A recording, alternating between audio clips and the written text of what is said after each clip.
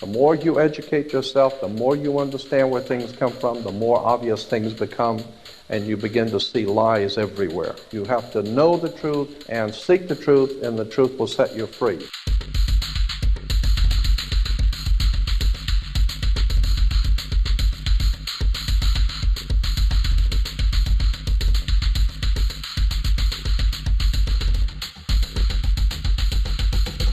For example, from 1914 to 1919, the Fed increased the money supply by nearly 100%, resulting in extensive loans to small banks and the public.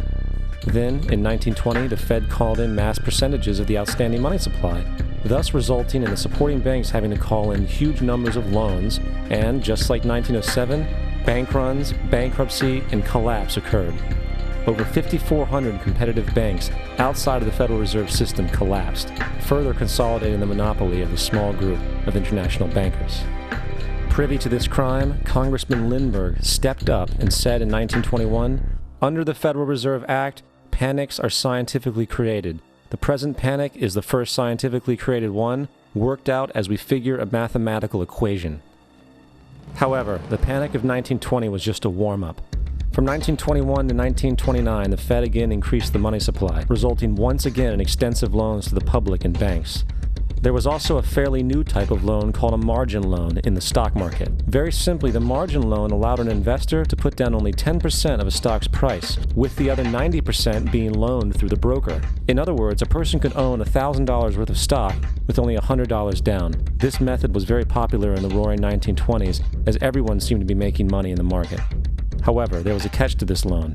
It could be called in at any time and had to be paid within 24 hours. This is termed a margin call, and the typical result of a margin call is the selling of the stock purchased with the loan.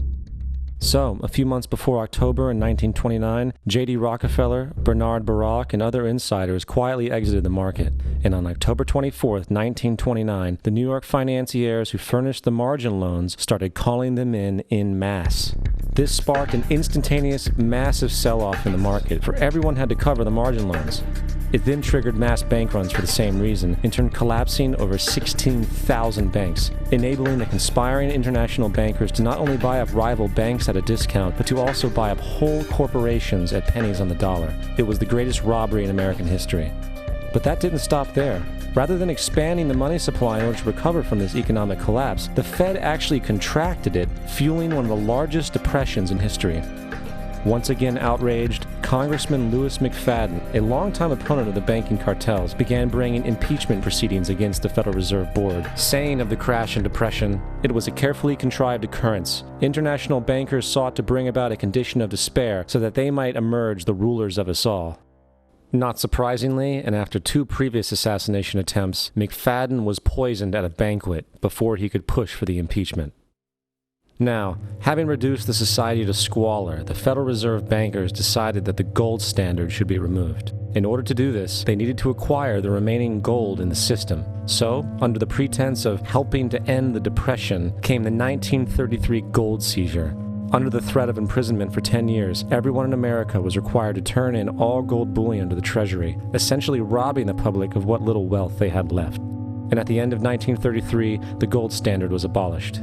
If you look at a dollar bill from before 1933, it says it is redeemable in gold. You look at a dollar bill today, it says it is legal tender, which means it is backed by absolutely nothing. It is worthless paper.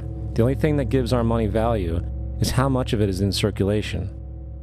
Therefore, the power to regulate the money supply is also the power to regulate its value, which is also the power to bring entire economies and societies to its knees.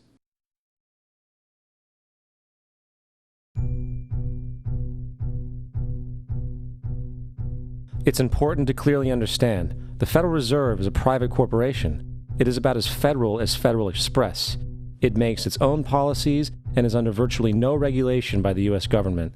It is a private bank that loans all the currency at interest to the government, completely consistent with the fraudulent central banking model that the country sought to escape from when it declared independence in the American Revolutionary War. Now, going back to 1913, the Federal Reserve Act was not the only unconstitutional bill pushed through Congress. They also pushed the federal income tax.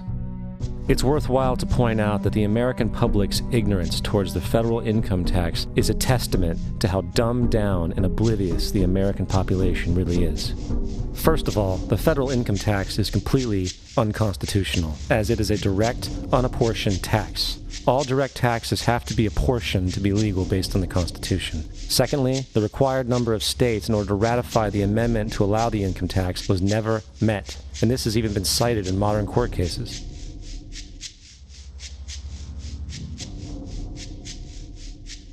Third, at the present day, roughly 35% of the average worker's income is taken from them via this tax. That means you work 4 months out of the year to fulfill this tax obligation. And guess where that money goes? It goes to pay the interest on the currency being produced by the fraudulent Federal Reserve Bank, a system that does not have to exist at all. The money you make working 4 months out of the year goes almost literally into the pockets of the international bankers who own the private Federal Reserve Bank.